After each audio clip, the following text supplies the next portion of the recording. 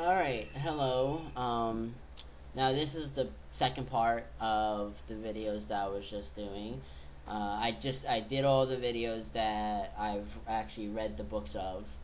Now I'm going to read the books I've recently got or comics I haven't actually read yet because like either I've tried to read them and kind of like got me out of the mood or whatever, or it's not a complete story. I don't like reading incomplete stories. All Star Batman and Robin was kind of a different thing because I really wanted to read that, and I do know that they're trying to finish the series up. Now, first we got Superman in Action Comics number 677. I can't really tell you what the story is about because I haven't read it, obviously. And it's a single issue, so it's obviously not you know it's not going to tell you like this plot. Then we got now these are actually belong to a friend of mine. I forget who it was, but he gave it to me, and I've had it since. This is Superman Action Comics number 667, and it says the final conflict. So I'm guessing that this is like a story that had been from another time or whatever. Yeah. Then I got this. This was actually given to me by a friend of mine, and even though it's a reprint, I try to keep it in good condition. I've only taken it out once. It's Tales of Suspense, the first appearance of Iron Man. It's also the only Marvel comic book that I actually have because I'm more of a DC fan. I haven't read it yet. I've opened it up. I've read a little bit of it, but then I put it down. Now this I've been holding off on buying, but now there's an anime movie coming out soon, so I wanted to kind of, understand what the hell's going on. Batman Year One.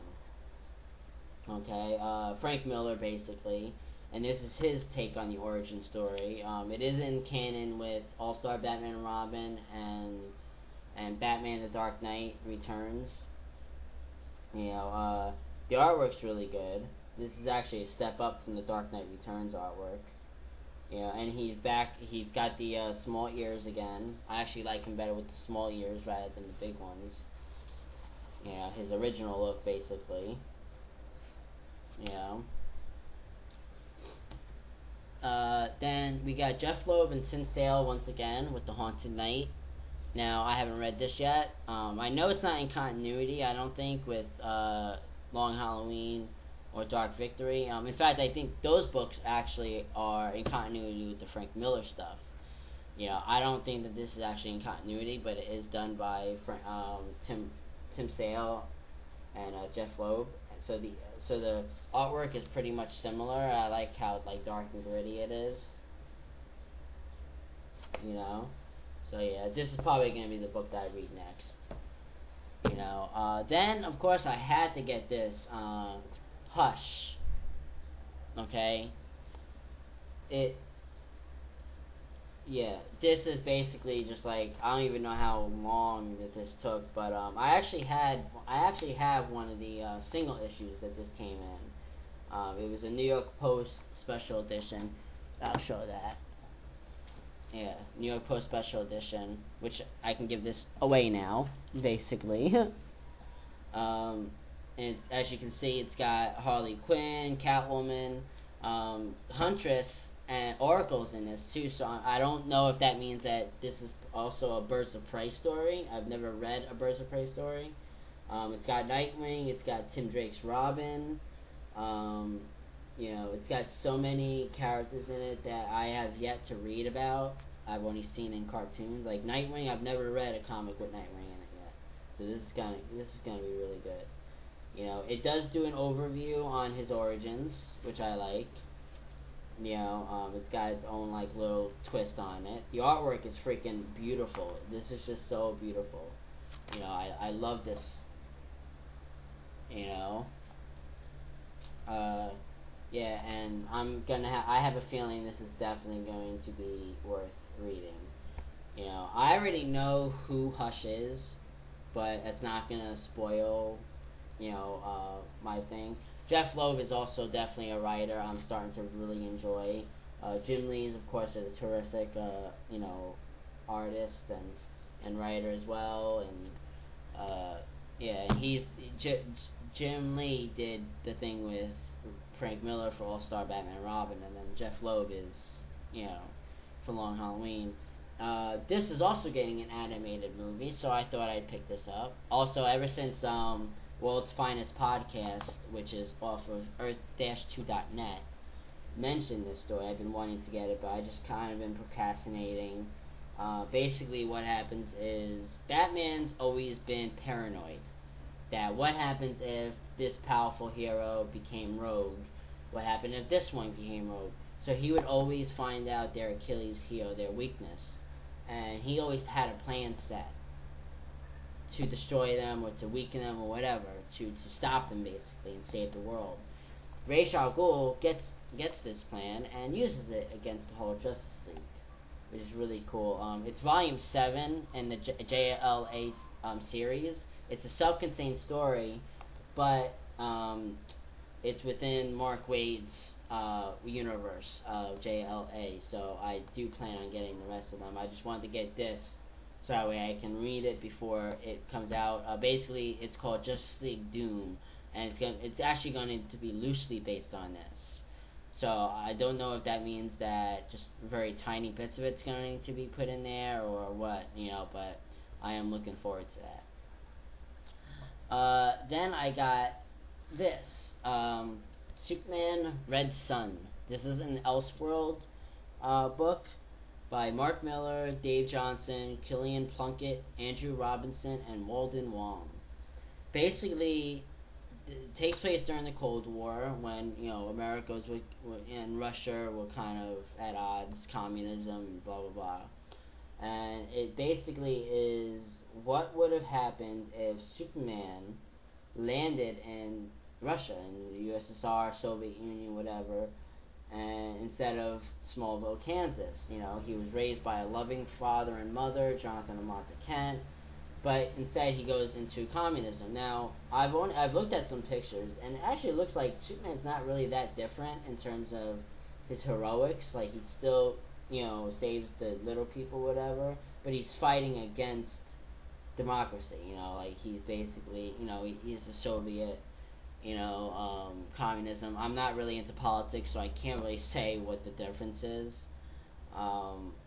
But yeah, and the Soviets are basically using him as a weapon to kind of try and, like, the whole rest of the world has yielded to Russia because they're afraid of Superman, whereas the United States are still going after, still standing strong, like, hey, we're not going to give up, we love our freedom, blah, blah, blah, so yeah, I definitely got to read this because I actually saw a review on this, and I really enjoyed it.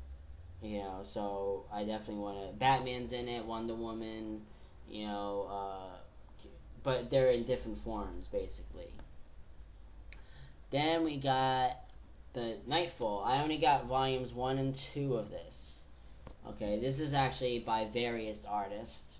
Okay, part 1 is called The Broken Bat, and part 2 is called Who Rules the Night. Now, they're introducing Bane in The Dark Knight Rises, and if they don't adapt this story, at least part of it, where Bane actually breaks Batman, not in the physical sense, because if they do that, then the movie's over, but if they're able to do that, I'm pretty sure that's what they're going to do. I know he's not going to be no henchman like in Batman and Robin, saying, monkey work, I hated that shit. The artwork is kind of, it feels, it's very 80s, obviously. I was never a fan of artwork in the 80s, but I'm willing to just overlook that because, this is like the first appearance of Bane. This contains Batman number 491 to 497 and Detective Comics number 659 to 663. Okay. Part 2, Who Rules the Night, introduces Azrael, or the one who will become Azrael, I guess, which is the guy who takes over for Batman while he is kind of recuperating. There is a story later on called Prodigal where Dick Grayson dons the costume, for a short time. But this takes on Batman number 498 to 500, Detective Comics 664 to 666, Showcase 93 volumes issues number 7 and 8, and Batman: The Shadow of the Bat issues 16 through 18. Okay, and basically this the aftermath of his fight with Bane. All right, I still gotta get volume 3. Now I went to Midtown Comics in New York, and they said that they'll have the third issue probably next week or whatever. So I might go back to go check that out. I'm not sure. If anything, I can always just order it. I definitely want to get that Prodigal because I up until I found out about that, I thought that this recent, Dick Grayson becoming Batman was the first time, but it's not. If there's any books that anybody can really recommend that you didn't see me show, then please definitely hit me up, let me see it so I can check it out. I'll definitely check it out. I do plan on getting all the Batman Chronicles or the Superman Chronicles, and I'm thinking about doing the Green Lantern Chronicles, the Flash Chronicles, the Golden Flash archives, although the archives are pretty expensive. So I don't know. I might just wait for for them to become Chronicles, the Golden Age characters. But yeah, that's really about it. That's my whole collection so far. I'll definitely keep you guys updated on anything else. I might do some extensive reviews on books that I read or books that I will be reading. I'm not 100% sure because I'm terrible with spoilers, and I don't want to spoil books, because books are different than movies. Even if the story sucks, you let the person read, but with movies, I'd rather not let them waste their time. But this is Movie Reviews for Life signing off.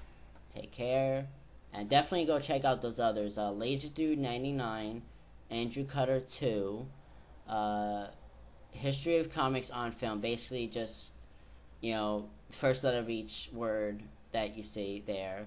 .blogspot.com basically.